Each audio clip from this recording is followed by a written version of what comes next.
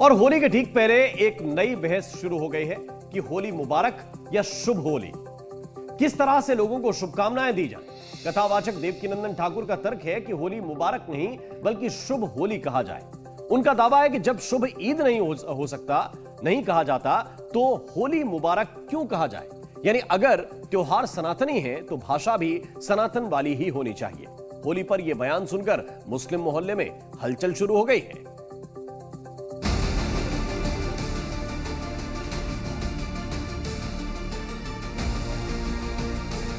तुम्हें कसम लगे अगर कहोगे तो होली मुबारक। चूल्हे में गई जी मुबारक। हमारे यहां मुबारक नहीं होता, हमारे यहां शुभेच्छा होता है। क्या होता है? शुभेच्छा, शुभ कामना।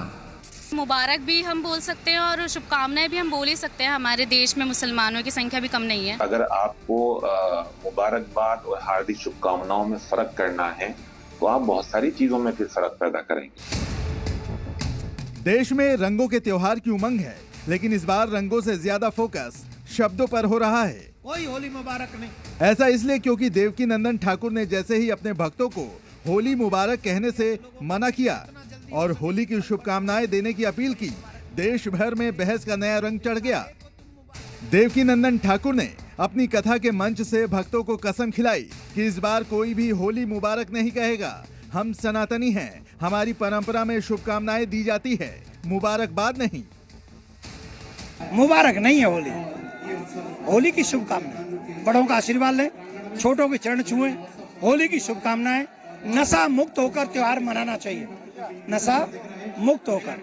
दूसरा, इस होली के त्योहार पर एक कसम खाएं कि हम अपने धर्म को बचाने का कार्य करेंगे और सनातन बोर्ड बनाएंगे, कृष्ण भूमि बनाएंगे। जी न्यूज को, आपके सभी व्यूअर्स को होली की बहुत बहुत शुभकामनाएं। मुबारक नहीं, शुभकामनाएं। बहुत बहुत शुभकामनाएं। सनातन बोर्ड आप बनवाएं हमारे साथ और ये होली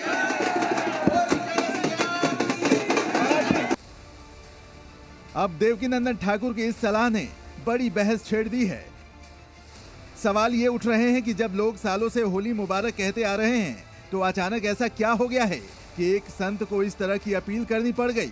इसकी वजह भी देवकीनंदन ठाकुर ने खुद ही बताई। इस बात को ज्यादा फैलाओ, सनातनी शब्दों का प्रयोग करो। कई बार हम भी उर्दू बोलते हैं, ऐसा नहीं आ जाती बीच में, वो इतना मिलावट हो गया हिंदी में, वो आ जाता है। ऐसा नहीं कि हम टोटल, पर जितना बच सको, कम से कम 30 त्योहारों पे तो बचना ही चाहिए। तो आज के बाद क्या बोलेंगे? होली की, हाँ, अपने धर्म को, अपनी संस्कृति को, अपने शब्दों को अपने तरीके से आगे बढ़ाइए।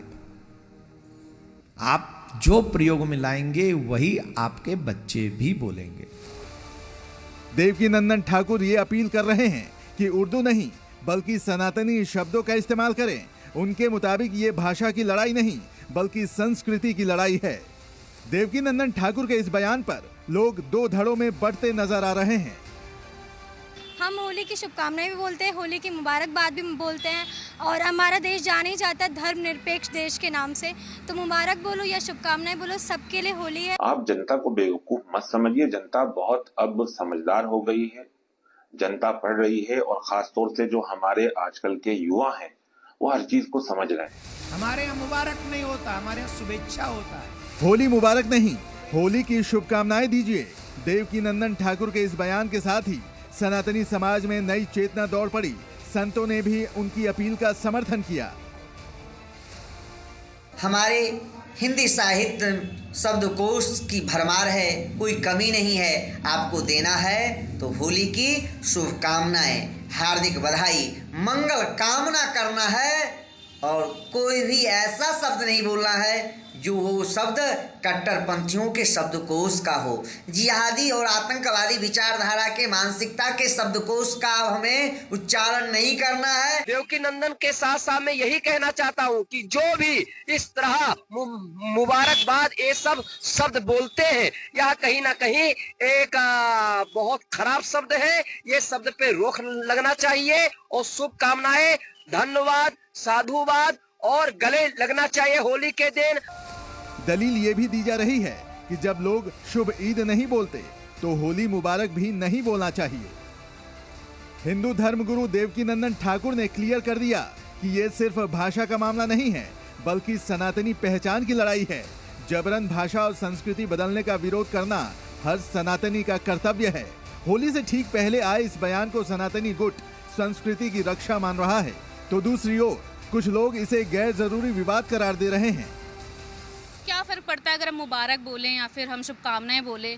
मेन चीज है कि हम एक साथ मिलकर इस त्योहार को खुशी खुशी मना रहे हैं। हिंदुस्तान की जो संस्कृति है, यहाँ पर तमाम चीजें मिली जुली बोली जाती हैं। अगर आप मुबारकबाद को बर्दाश्त नहीं कर रहे हैं, बोल रहे हैं कि हार्दिक शुभकामनाएं दी जाएं, तो मैं समझता हूं कि उनको जो है अपने जो गुरु, जहां पर उन्होंने अगर थोड़ी बहुत ही कहीं तालीम भी हासिल की होगी, उनसे जाकर इस बारे में डिस्कस करना चाहिए। तुम्हें कसम लगे अगर होली के रंगों में ये नया विवाद ऐसा खुला है कि सनातनियों के लिए एक नई चेतना का संचार हो चुका है। चूल्हे में गई जी मुबारक। अब देखना होगा कि होली मुबारक पर उठे इस विवाद की आंच कहां तक जाती है। ब्यूरो रिपोर्ट, जी मीडिया।